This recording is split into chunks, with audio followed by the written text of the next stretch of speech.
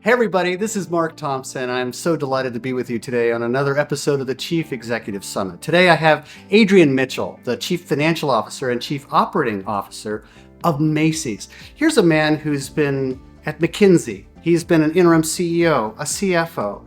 He's had the opportunity now to transform a great American icon. Listen today to Adrian's approach to how he ignites the hearts and minds of individuals to come together as a team, to keep the best and reinvent the rest at Macy's. Listen to Adrian.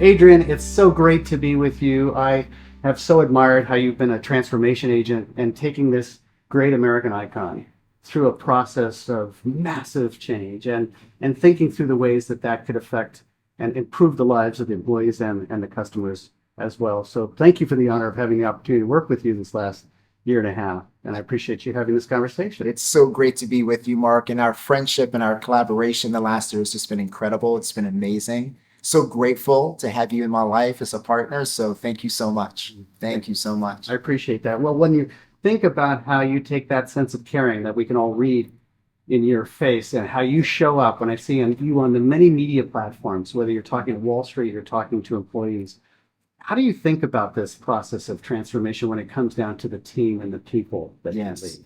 Well, the important thing to recognize from a transformation standpoint is change is now the new normal. Yes. And as part of that change, we have to understand in our business, how is the consumer evolving and how do we not only keep up, but help support that change? They're transacting on different platforms. They're using different devices. They have expectations about different brands that excite them. And so how do we, as a transformation organization that's undergoing so much change, embrace it? It's the new normal. Mhm. There is one thing that I've learned about retail is if you stand still, you're out of business. The last decade before the pandemic, there was so much conversation about the retail apocalypse. Yes. And the retail apocalypse is very real. Mhm. But it really was an example of you have to evolve. You have to change because the consumer is changing. But what's exciting about the evolution of the consumer is it brings a whole host of new opportunities, Mm. new customers that come into the brand, new categories that are important to him or her, new brands that you can help grow and thrive that didn't exist maybe even 10 years ago. And with it comes the stickiness of the customer to our brand like a Macy's or a Bloomingdale's or a Blue Mercury, because they are inspired by the experience that we have to deliver. And so as we think about the transformation, it's an exciting time, but it's all about relevancy. If we can deliver a more relevant experience that's more inspiring, more engaging, and brings great value to those shoppers, we win. They And that's really what's exciting. they really want that experience, don't they? They do. Those immersive conversations, and they also want to communicate with you in new ways. They You were do. talking about social media. What's that conversation like right now? You've got many Yeah. generations, I guess, and many different types of consumers, and they're now faced with more alternatives than they've ever had before. There's so many alternatives, but I always view retail as theater. And you're going to want to see the best show. And if you can deliver an experience that's energizing and engaging and relevant, they're going to come to the show again and again and again. And they're going to tell their friends about it, even on social media. Right. And so the notion of retail is very much how do we inspire through the experience? And it shows up in the products we select, the environment that we set up in our stores, the environment we set up online, how easy we make it to get to the products you're looking for, through whether it's internal search or the number of clicks to check out. The fundamentals are pretty clear. Make it simple, make it relevant, make it inspiring. And so it's hard to make it that simple and easy and inspiring. I mean, there's so much that can get in the way, whether it's thinking about the data you need to create a more relevant experience, or whether it's inspiring the colleagues in the stores to say hello to every customer that comes in or be helpful through the training. It's a complex thing to pull off. So I don't want to make it seem like it's easy, because it's quite challenging, but that's what's exciting. How do you make something so important more simple from the customer's perspective, even though there may be sophisticated processes and systems behind it that's needed to generate that experience? And so it's an exciting time to be able to explore and evolve and shape an experience that customers can get really excited about. When you talk about this, Yes. Adrian, you just have a sense of passion, of visceral connection that I'm feeling, and Yes. that you have this deep sense of caring. And what drives you? Why are you showing up this way at this time in this organization? It's a very personal thing for me.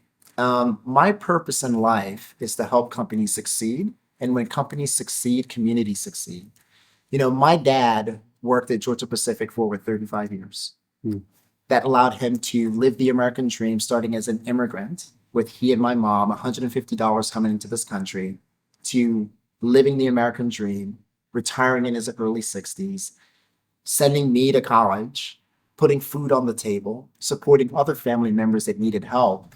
So the humility and staying grounded is something that I've never lost and that I try to teach to my kids.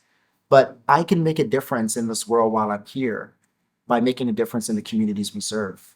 And if Macy's is successful or any employer that I have is more successful, we employ more people. We have over 80,000 colleagues that rely on Macy's to be successful.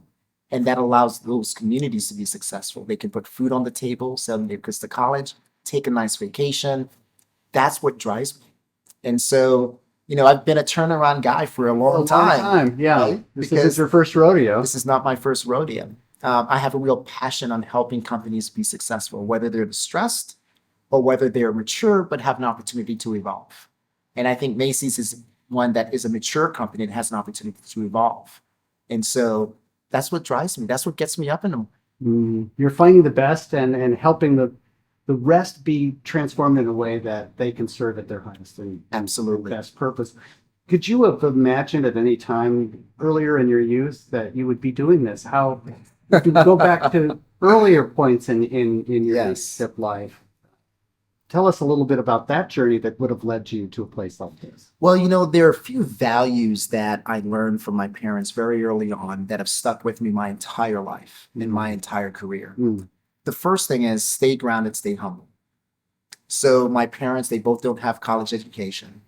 And I find them to be some of the most insightful people that I have conversations with because they're just very pragmatic and very grounded in the reality. And so that's one dimension that's really important. The second piece is never stop learning. And I'll share a really silly example. 7th grade, I always was a straight A student, but always had a B in English.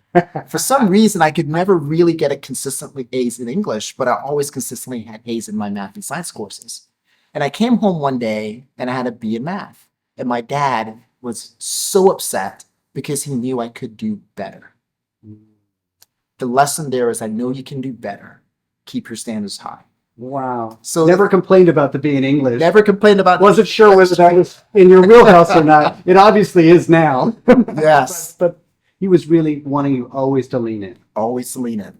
And then the third piece is don't lose your imagination. Don't lose your imagination. So much about theater and retail is about imagination and thinking about what's possible and building the bridges from where you are today to what could be. And so much of retail, if you think about the most well-known brands in the world, they didn't repeat what already exists. They broke into imagination. Just think about what we do today. Google, iPhone. Just kind of go down the list of what gets people energized. It's a use of imagination and building it into the reality. And that's what I love about retail, is really thinking about what's possible, grounded in the facts and insights from the consumer, and imagining something that they're going to be inspired about and want to tell their friends and family members about and keep coming back for more. And that's what's exciting about working in consumer and working in retail. When you think about that, I hear you talk and I think about the fact that people now have the opportunity to have augmented reality and virtual reality. Lots of conversation that in recent times about that. New devices coming out that'll help us to do both. And then a revolution in AI that is starting to inform and alarm at the same time. How would you characterize that fitting into this equation as you think about the future? I think a level of experimentation, in most companies they call it R&D, but I think a level of experimentation is healthy. And my perspective is You want to experiment, but you also have to find solutions that are repeatable and scalable. And so some of these ideas are worth exploring, but they're not necessarily at the level of scalability yet. So when you think about generative AI, there's so much more to learn. Yes. There are definitely strengths, but there are also opportunities we have to be very thoughtful about. Yes. But we've used, some of that at Macy's with great success. But at the same time, it's still new. It's still maturing. There are other things that we've really leaned into in terms of predictive analytics that's much more mature that 10 years ago was not as applicable Right. within retail.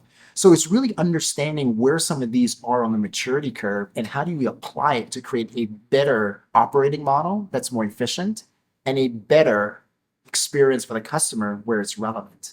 So it's almost this, that's the why. It's like this play of art and science, the art of kind of the theater, but the science of how do you leverage the technology and the analytics and the insights and create something that's quite imaginative and magical. We talk about the magic at Macy's as an example. That's what we're trying to do. You have a lot of people that have to come together to believe that magic exists and then be that magic. Yes. Talk about the way you ignite those hearts and minds to participate as a workforce. Absolutely. From my experience, in all of my experiences that I've had to date, it starts with laying out a vision that everyone feel they could be a part of. Right? So when you think about serving the customer, the leaders in supply chain, moving the product through on time, getting the right size to the right stores, they can impact the customer experience. The colleague that's sitting in the store can say hello to the customer and guide them to the right department for what they're looking for. Getting them excited about the possibility of serving the customer better with a vision that's relevant for the enterprise gets everyone energized about the possibility. Everyone wants to be on a winning team. And the other dimension about the vision is, as you're starting building that bridge to that vision, taking the time to reflect and celebrate the wins.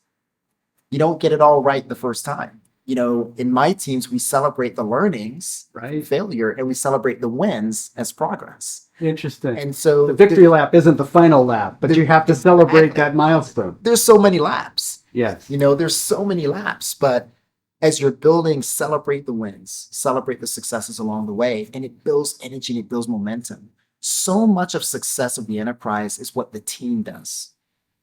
And, when I think about my leadership role, it's inspiring the team to solve problems and inspire the customer without being told to do it. Because they have the parameters to say, hey, within my role, I have the freedom to do what's right in the right way, collaborating, working with others. But it takes an entire team to get that whole entire ecosystem to work in sync. The process you're talking about requires a lot of skill and collaboration, which is not something we really necessarily learn in school, as we're, especially as a rising star. It's a lot of individual attainment that's going on. It's being the best in class or doing your best and keeping your eyes on your own paper. And then we go to work and we've got to work together and we have to do it at scale and we have to be a high performance team in addition to that. Yes. Could you talk about how you learned to collaborate at scale and what we would coach others to think of as a leader? The one thing that I share with folks very regularly is there's no hierarchy in great ideas. And for me in retail, having the humility to speak to the janitor in the store, speak to the stocker, speak to the cashier, speak to the regional manager. There is no hierarchy in the ideas that are necessary to actually thrive and succeed in this business. Beautiful. And so what it does, it creates this openness, this approachability that then creates an energy of, we can do better. Here's what I've seen. How do we actually work together in a very different way? When people don't feel that they can share their perspective and their ideas, it's usually one of the recipes to failure over time. People start shutting down. They accept things that they know could be better. They don't communicate how to be better as an organization. And they're less happy. They're less energized. Less engagement. Yeah, the energy comes from being empowered to say, you have a voice. You can make a difference no matter where you are in the organization. Mm-hmm. And so, I recognize that as I've progressed through the organization, being focused on what's best for the organization has served me very well. Because with that is an egoless leader that's more focused on delivering results for the business and our shareholder and our colleagues. And that's what really matters. That's how we win when our stakeholders win.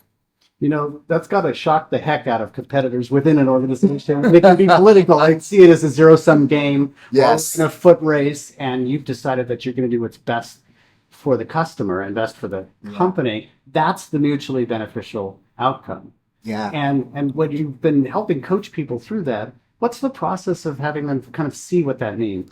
If I step back a little bit and think about the type of talent that I look for, Right. I think there's an important dimension there. Exactly.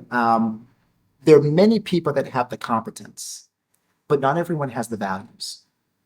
So I look for leaders that are lifelong learners, that have the humility to understand upon their own self-reflection, here's where I really can make a difference, but here are the things that I'm working on, and speak with it with confidence to say, I'm excited to learn in these areas. But also they have to have the courage to have their convictions voiced in spite of who may be pushing back. Interesting. And so when I think about the team that I've been very blessed with at Macy's that I've been able to bring in, they have these qualities. They have the self-courage. They have the humility. They care deeply about their colleagues. They care deeply about the business. And when you have that combination of competence and values and energy around how we work differently together, it's pretty magical. And That's an unlock. It's an unlock. Yeah. I love the fact that I can step back and have the team do their thing. And they do it because they have the permission. And the things that they accomplish, it's just incredible. The progress that can be made in such a short period of time. You just got to unleash them, unleash their potential. We cannot underestimate as leaders how much we can unlock someone's potential or lock up someone's potential.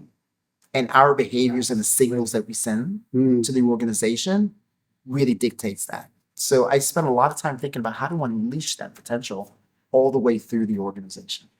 That's inspiring. Thank you. Allowing people to really find that voice, speak it, and then you're creating the safety Yes. and the empowerment. So Yes, let's so well take said. it and run with it if you're able to do that. When you think about the many different stakeholders that you have to serve Yes. in the role that you have as a chief operating officer, as a Yes. chief financial officer, such different groups in terms of their, what you might even describe as their values. But certainly, in my estimation, I almost think of it as cultural differences, almost like a language of the CFO with the street, and a language of a CEO with employees, and a COO with the operations of an organization. Could you talk about how you would, if you were coaching another CFO to step in that role, how would you have her or him think about talking to the street? Because it's such a unique set of values and language there. It's interesting. I tend to keep it simple. And my language to the street is very similar to the language with the team. So give you a few examples. When we think about shareholder value, anyone who puts $1 in Macy's stock wants to have more than $1 when they exit. And so it's a simple concept, right? We're all investors, right? We all have, simple ideas, but it's hard to do. Exactly. But the principle from a shareholder standpoint is we want to make the business better because that value of that stock is going to be higher the better we're able to run the operation. So what are the kinds of things we can do to improve the operation? In terms of sales, it's all about inspiring the customer to buy more from us versus the competition. In terms of margin, if we buy the right stuff, we don't have to mark it down. We have healthy margins. Margins is a reflection of, do people like what we are offering? If they like it, they're going to buy it at full price. If they don't, we're going to have to mark it down. Interesting. And we're not going to be able to make as much money. So the choices we make about the products and the brands we bring into our platform is important. When we think about labor, I think about productivity, not cost cutting. Because I view our talent in our stores as assets in terms of driving the top line and the bottom line. Yes. So it's all about speaking in simple terms that everyone can understand. If we speak in silos, then there's an asymmetry of information. Right. And so I try to speak the same voice internally and externally so that people can understand a broader picture as to how we make trade-offs. So when you think about the colleague, the customer, and the shareholder, they're trade-offs. Can we afford to do some of the things we want to do for the customer? But the more that the organization understands that those are our three stakeholders and we have to make the appropriate trade-offs, then we make better choices about how to build a healthier business that has colleagues happier, shareholders happier, and customers happier. And that debate, that tension, is where the problem solving and the insight and the imagination comes from. Right. You need to have some level of healthy tension to be able to have those ideas come to life. And so that's what's exciting about it. That simple narrative can be translated to different parts of the organization. That's really impressive, because when I think about the diversity of different voices that you have from the Wall Street, even Yes. itself, whether it's the buyers of stock or the sellers, the sell side or the buy side, Yes. you've got people who really have different types of objectives that Yes. they're thinking about. Could you talk about how it is that you build beyond the notion of the simplicity of the platform? How do you build trust? Yes. I've read one analyst report that said, in Adrian, we trust. In 30 years of doing this and 83 engagements, I've never seen anyone ever say that about a CFO. What happened there? Transparency and credibility is really important, not only with the street, but also with our colleagues, with the people we work with. And, I've been a big believer that being transparent about where we have opportunity and where we're making progress is so important to an investor making choices. And so if there's a moment in time where we may have, a quarter that's not to our expectations, but we're transparent about how we can make it better, that's a level of credibility. And so what I've tried to establish with the street is transparency. They're making investments in Macy's. That's a big decision for a sell-sider to advocate for Macy's through a buy rating, or for a buy-side analyst to say, hey, we should make a bet in Macy's. Those are big choices and big decisions. We want to make it easier. And so my narrative is very much, I want to make sure that you're informed. But by the way, we're excited about the future. And here's why we're excited, but it's a journey. We're building the bridge. Here are the steps that we're taking. And so here's what we're going to do. And we're going to remind you of what we accomplished, given what we said we were going to do. But we're also going to be very transparent about the challenges and the opportunities ahead.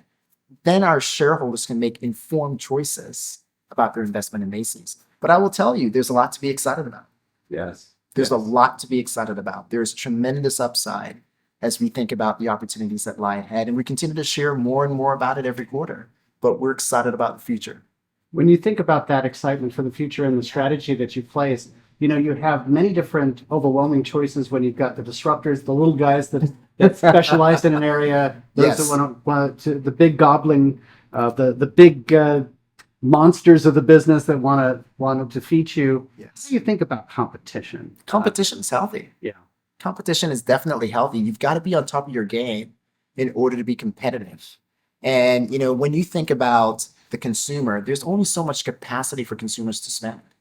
And you have to win their hearts and their minds and their wallet. Yeah. And so, right. Competition is absolutely healthy. And there are consequences for not competing well. And there are rich benefits and rewards for investing in the right experiences to win in retail. Right. And that's what energizes me to come to work every day, right? It's when you don't perform, there are consequences because of the operating decisions that we've made. But how exciting to understand that the right operating decisions can create a better outcome for our colleagues, for our shareholders, and for our customers. Competition is a good thing.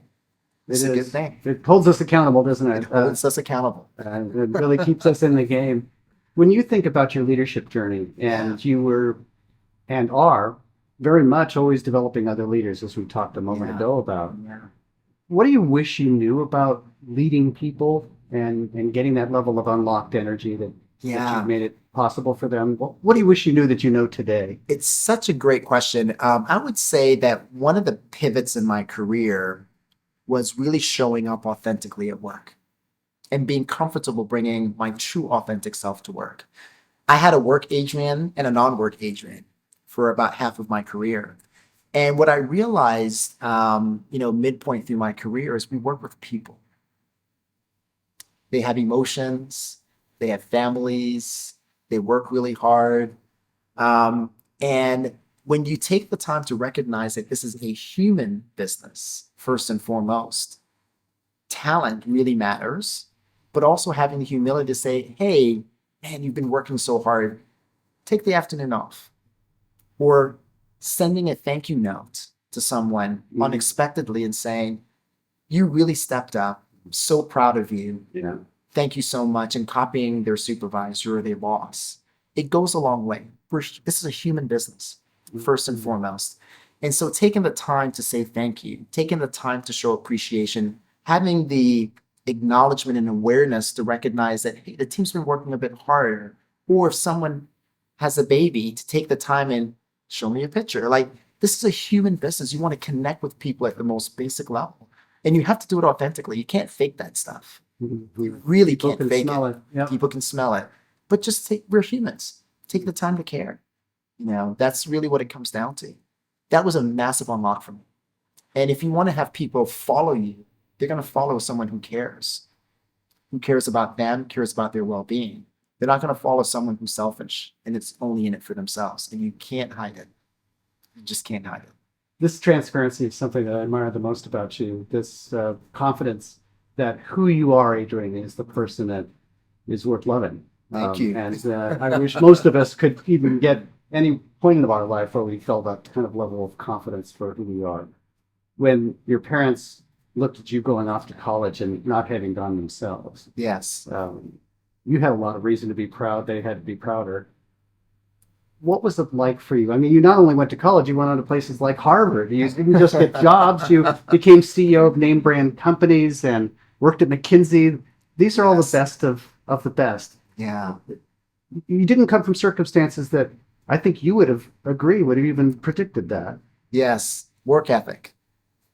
Just work ethic. I got to tell you, I've been, there are a couple of things that I've been fortunate and blessed in my life. Number one is the work ethic. And I'll give you an example of where the work ethic came from. When my mom and my dad, when we came to the United States, I remember my mom would go to school at Delta Community College in Baton Rouge, and then she'd work a full-time job. And I remember she would wake up at 5:30 in the morning to walk to work at the home, the elderly home, where she was effectively a janitor. Then she'd walk back home after she got off at 3 to get the 1974 Chevy Nova from my dad, who had just finished up at the plant, so she could take the car to Delta Community College. But what I remember is that cycle, in addition to at night, she'd be up until 2 or 3 in the morning studying before she had to go to work. So this gift of work ethic, I was able to live, breathe, and experience. And so it's something that I very much appreciate, but I also recognize that sometimes my work ethic is at a different level than others. So I have to be very humble to say not everyone has the same work ethic, but that's a gift that I got from my parents. The other piece that I think is really important that I've learned is the importance of sponsorship, where, no one is able to navigate their career on their own, especially me, who had no sense of the journey that I would be on, that I've been fortunate to be on. When I finished up at LSU, my thinking was, hey, I'm going to be a professor at a university. I'm going to go get my PhD. And such a different path. But I've been blessed with mentors and sponsors who've taken the moment to say, here's an opportunity. And when you have the opportunity, make the most of it. Take the time to, in the moment, make a difference. I tell people, when I am mentoring, young folks, I said, you're going to this job. What's your legacy? When you exit that job, how do you want to be remembered? Yes. What impact are you going to have in that role? And that's so important because personally, I've only taken jobs where I can imagine how I can make a difference. Interesting. Yes. And so I do take the time to do the research, but can I envision a better situation exiting that opportunity than entering it? And that's, the combination of that in combination with the work ethic, as well as with the gratitude to my mentors and sponsors and advisors who've opened up opportunities I never would have dreamt of. It's absolutely amazing. I'll tell you a super funny story, which is, I remember I was interviewing for the CFO role at Crate & Barrel, which was my first finance job. And I remember someone said, isn't that a stretch? You've never been in a finance job. But I could imagine how it could make a difference. And that translated into the conversations I had with the CEO, with the board, with the ownership company. And it's just an example of so much is possible if you don't limit yourself. the work ethic, the imagination, those things really do matter and can make a real difference. And so, I've been very blessed to have those values that my parents taught me. Very, very blessed. Your mom, I can imagine, it's a beautiful story, is she's investing in herself Yes. and then realizing there are consequences to that investment, because I'm Yeah. caring for Adrian, I'm caring for Yeah. a husband and family, and I'm caring for a future that's Yeah. brighter. So there's this through line of optimism and Absolutely. belief and hope. Tell me a little more about mentorship and coaching, because the role of a leader now more than ever is as a coach. Yes. And we've had this opportunity to work together in terms Yes. of coaching. What do you value about that coaching process? What works, what doesn't for you? Well, as I mentioned earlier, I spend a lot of time reflecting and being a lifelong learner. But what I've loved even about our process is the ability to figure out, how do I address the gaps? Because when you're reflective, you can see some of the gaps, you can see the indicators, but you may not understand the root cause. You may not have the tools to adjust. And even in our process, just thinking through, how do you really elevate the ability to lead others to a whole different level? Right. The toolkits and the exercises we went through, that's such an invaluable asset. So when I mentor others, I pass it along. Pay I it share forward. those lessons, I pass it forward. Mhm. And so, people can really benefit from these fundamentals of, how do you engage people? How do you connect? How do you seek understanding? How do you ask thoughtful questions? How do you make sure that they feel they have the permission? Like, all these tools are tools that I've garnered over my career, but I always try to pass it forward, because everyone is on their own journey. But how do you give them the tools to reach their potential? Well, I can't think of a person I would rather work for or know or have the opportunity to learn from. Adrian, you've been activating hearts and minds in your company, on the streets, among customers, with me. Thank you for the privilege of knowing you and learning from you. And I look forward to the opportunity of bringing you back to this conversation at the Chief Executive Alliance. Thank you for having me. I look forward to it. Thank you so much.